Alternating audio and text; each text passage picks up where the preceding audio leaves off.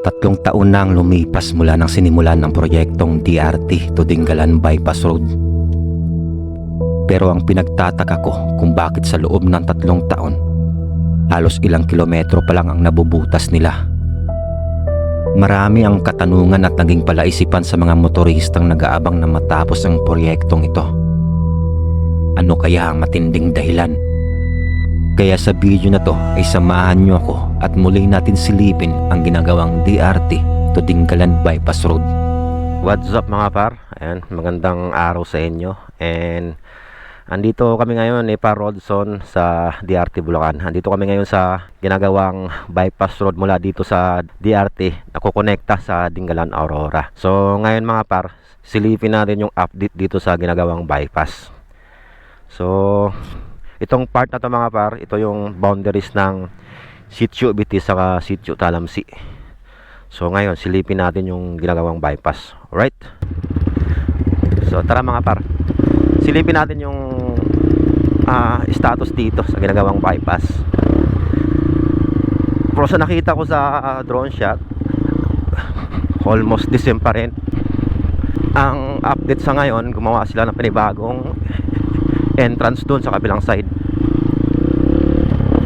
So ito yung dating ginawa nilang entrance. So ngayon tinakpan na nila. Bumutas sila dun, oh. Wala dyan. Wala na raw, ayan, oh. Tara. So makikita nyo sa drone shot mga par, and almost same pa rin, walang pinagbago. Wala na raw daan dito, tinakpan na raw nila, kaya babalik na kami. So ang gagawin na lang namin ngayon, pupuntahan namin yung pinakadulo nito para makita nyo yung update din. So dito mga para, ayan, ito naman yung bagong entrance, ayan. So di na kami papasok dun, makikita nyo sa drone shot, ayan. So magti 3 years na yung ano ito mga par, ginagawang bypass. So almost same pa rin.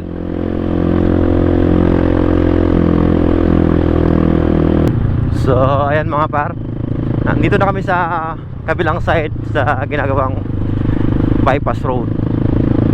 So itong dinadaanan namin ngayon, hindi pa to yung pinaka bypass road. Talagang ginawa to para dito sa mga sitio dito. So pag dinulo natin to, lalabas tayo dun sa ginagawang bypass road. So ayan mga par, ayan, dito na tayo sa pinaka dulo na ginagawang bypass road. So ito yung pinaka dulo na ginagawa nila ngayon. So dito sa kanan ko mga par, ayan yung papunta doon sa entrance.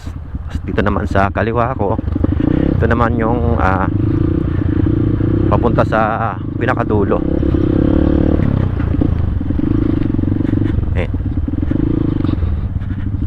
Papakita ko sa inyo yung pinakadulo dito. Ayan, dito may mga nakatira dito kasi mga magsasakayan dito mga par. Mga binabantayan nila yung mga pananim nila. Ayan, punta natin yung pinakadulo. Ayan. Ayan mga par, ito yung pinakadulo ng DRT to Dingalan Bypass Road. Ayan, so hanggang dito pa lang. Ayan. Ayan mga par, sobrang taas, diba? Tatambakan pa nila yan. Uy, baka dumiretso ka dyan. Ayan. Tapos nakikita nyo yung bundok na yan mga par. Sa likuran ng bundok na yan, Sumakbaw River na. So sa likod nyan, sa likod ng bundok na yan, ang Sumakbaw River, andun naman yung kadugtong nito, which yun naman yung part na ng Nueva Ecija.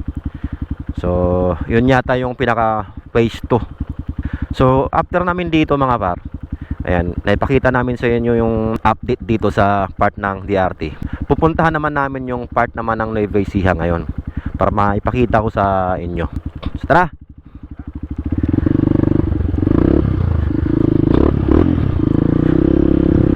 Pag umuulan dito mga par, napakadulas ito. Kaya huwag kayo pupunta dito na umuulan. Lulubog kayo dito. Timingin nyo na maganda ang panahon.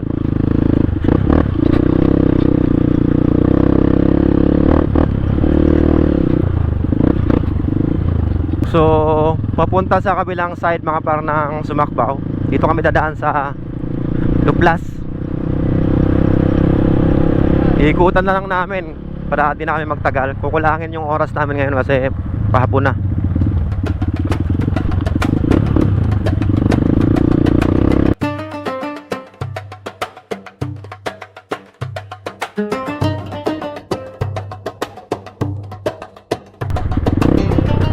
So ayan mga par, andito na kami sa part ng Sitio Unakon, dito sa part ng General Tinio Nueva Ecija mga par.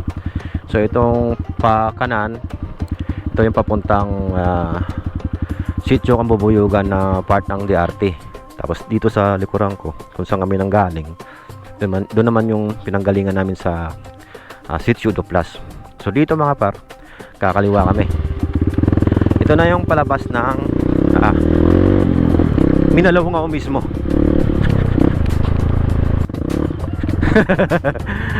Napapasigaw si Rodson sa mga nakikita niyang view eh. Sa baba natin, Minalawngao na yan mga par. Bundok kasi to eh.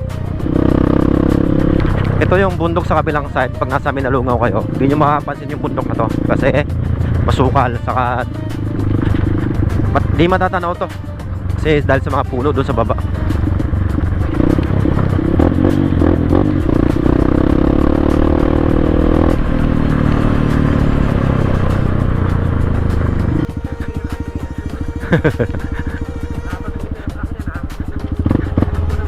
Ayan ka na naman eh. Dandahan lang dyan.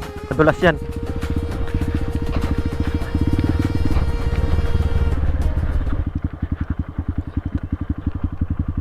Doon pa tayo. Sa kabila pa pala.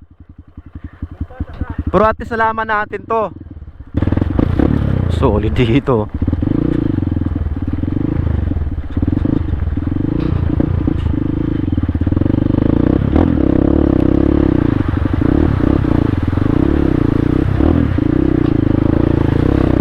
Quality. Ganda mga par. Mapapawaw ka na lang talaga. Solid.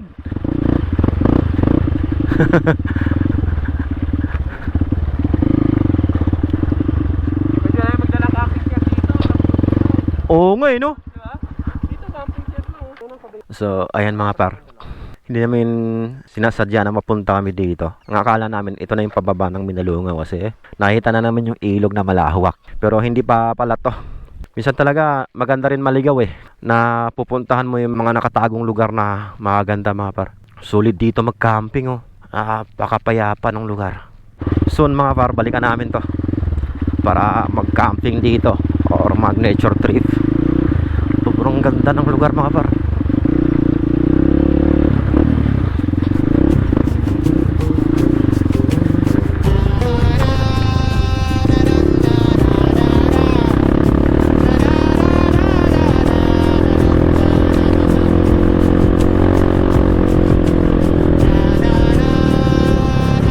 Ito yung madalas na rota ng mga 4x4 mga par.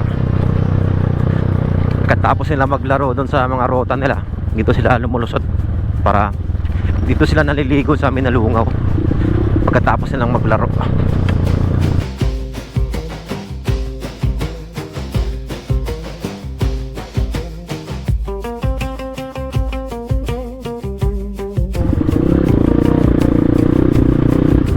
Yan. Dito na kami mga par sa Minalawngao. Ayan o. Ayan ang kilometer check. 12 kilometers. Ayos diba? Pag mababaw pwede natin tawirin lang yun no? Minalawngao. Tapos na tayo dati. Oo, ako na tayo sa kabila. Check natin. Welcome to Minalawngao.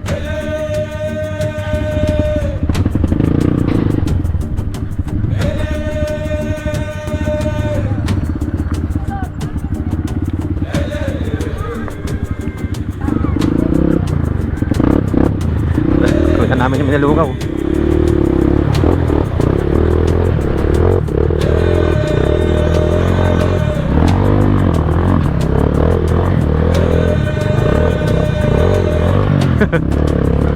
Madulas. Doon muna tayo.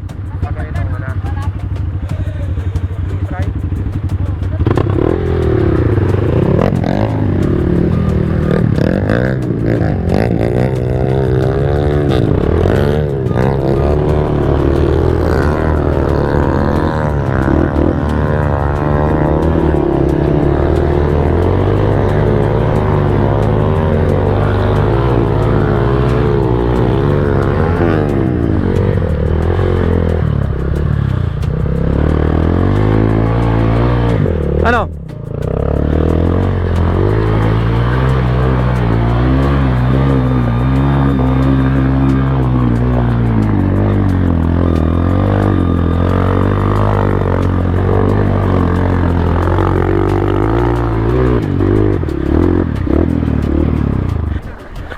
Ha?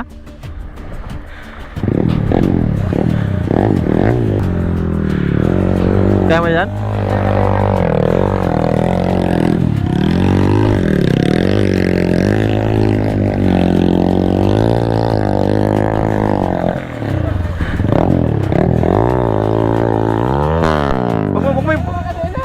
Ha?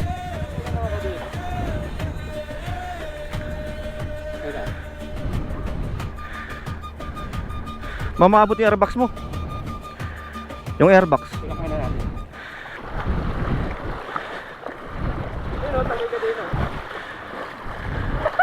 Yati. Gagi. Tayo pa lang yata tumawid dito ah.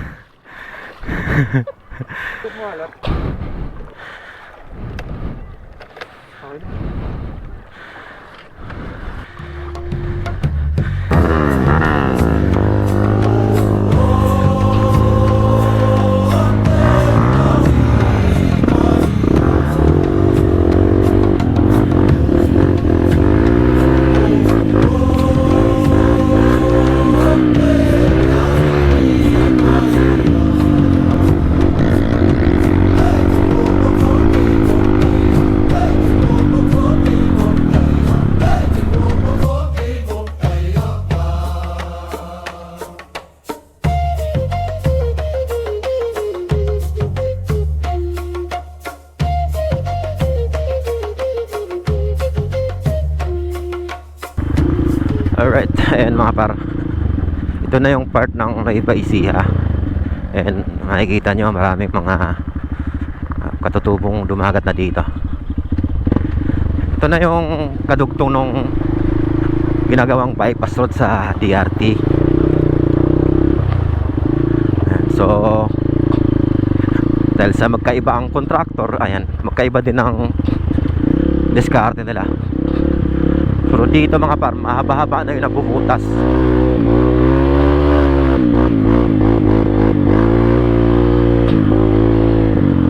Ayun, sa kabila, doon naman.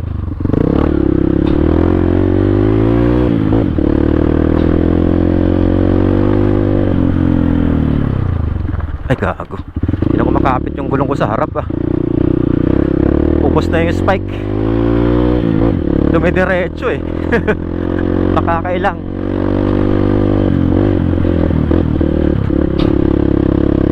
Kung papasukin nyo rin ito mga par, dapat malakas ang loob nyo kasi matatarik ang daan dito. Hindi na to pang usual na daan. Sa ngayon kasi binutas pa lang talaga to.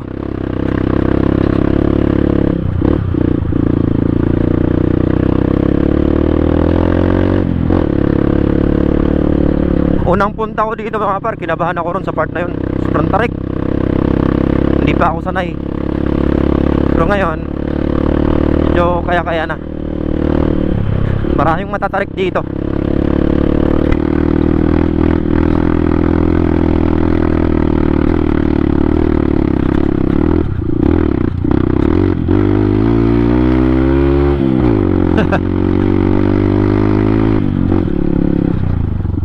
Ano?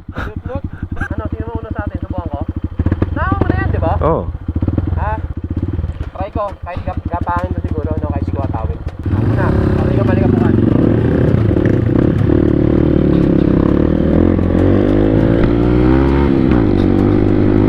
Paandar to mga par. Hindi ko makita yung daan.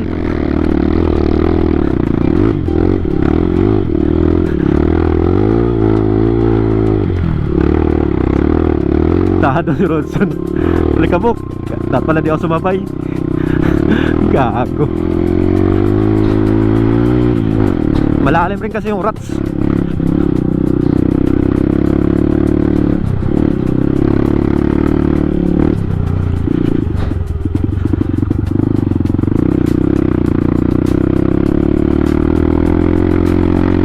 Problema ko ngayon yung paliko. Ramdam ko di ko makakabit yung gulong ko sa harap eh.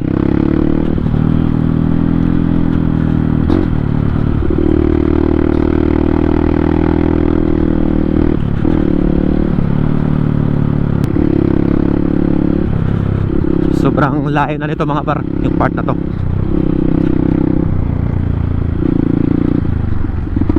And panahon lang talaga ang kalaban dito. Pagka maulan, talagang pahirapan dito makadaan dahil lumulubog yung lupa dito. Pero pag ganitong tag-init, madali lang. Kayang puntahan to sa mga malalakas ang loob. Pakita ko muna sa inyo mga par yung view. Ayun oh. Look at that. Wala na kasi kami time magpalipad ng drone.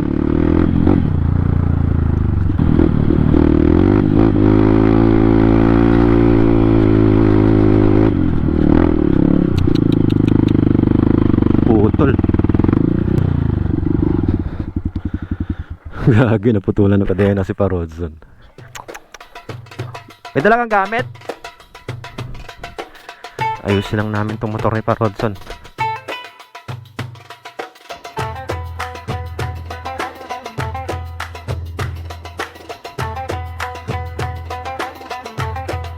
So, ayan mga par. Okay na yung kadena ni Parodson. Buti na lang may dumaan na nakamotor na merong dalang gamit. Sinaputol yung kadena ni Parodson. Literal na putol talaga sa ibang part. Hindi sa may lock. Ayan mga paro. Yung mga bundok na yan na natatanaw natin. Bundok na yan ng Aurora. Tataas eh no. Diyan dadaan to mga par. Itong bypass na to. Dito sa part ng Nueva Ecija mga par, sobrang haba na ng nabubutas dito.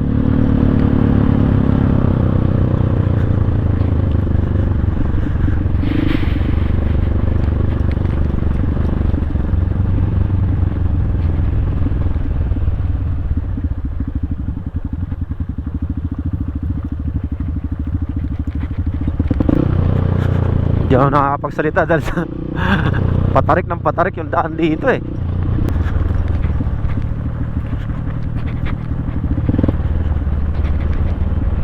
Grabe yung tarik na yun ah.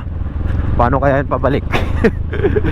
Oh, kailangan talaga dito unahan mo na yung kaba mo eh. Dito sa part na to mga par, maagang dumidilim dito dahil matataas yung bundok dito. Pagdating ng alas 4:30, yan, ganyan na dito. Yung araw nasa likod na ng bundok, kaya maagang dumidilim. Ritualistic folk body rhythmic running.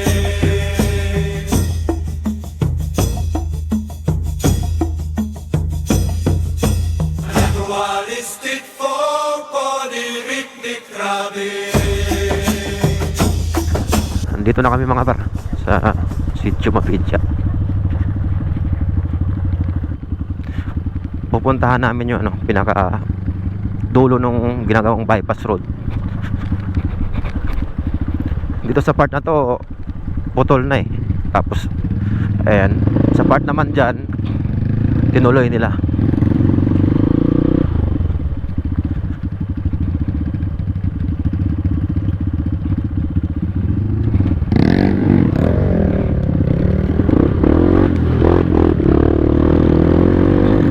Sasagad kami sa pinakadulo para makita natin pare-parehas kung hanggang saan yung nabubutas dito.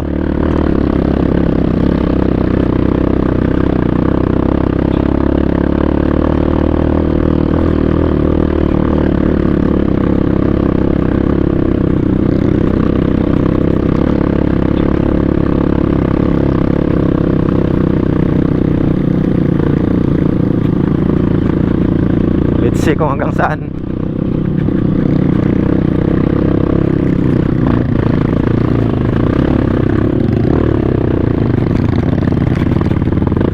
So dito, ayan,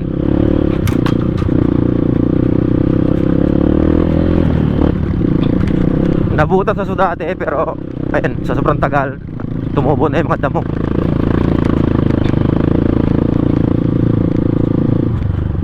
So I guess hanggang dito na lang. Ayan o. Hanggang dito na lang talaga. No. And duduloyin pa natin.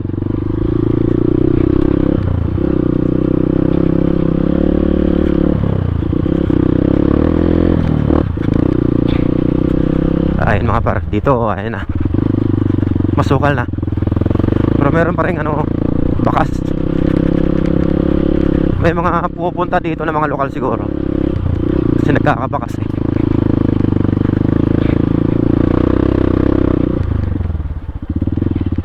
Mahaba pa rin pala dito.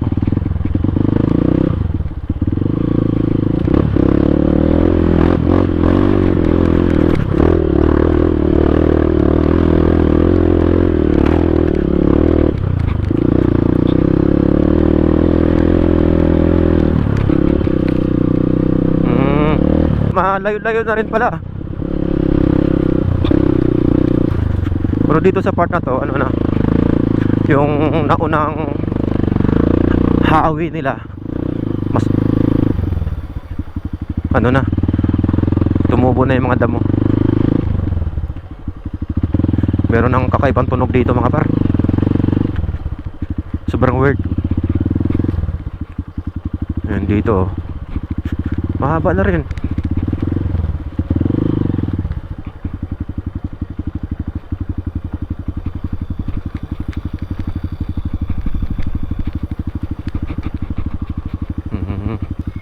So hanggang dito na lang ako.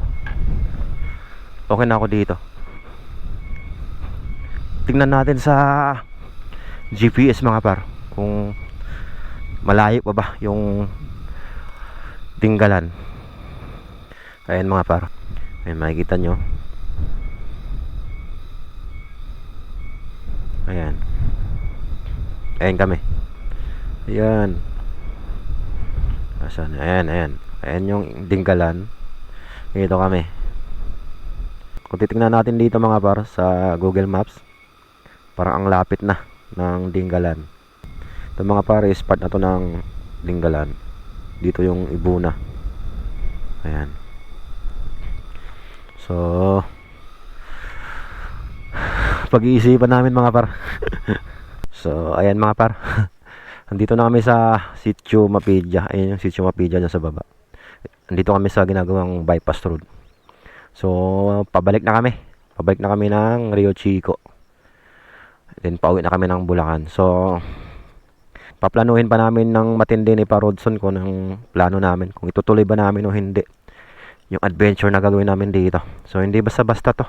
So bahala na. Ayan, so dito ko natatapusin yung vlog ko mga par, and maraming salamat sa panonood. Peace out.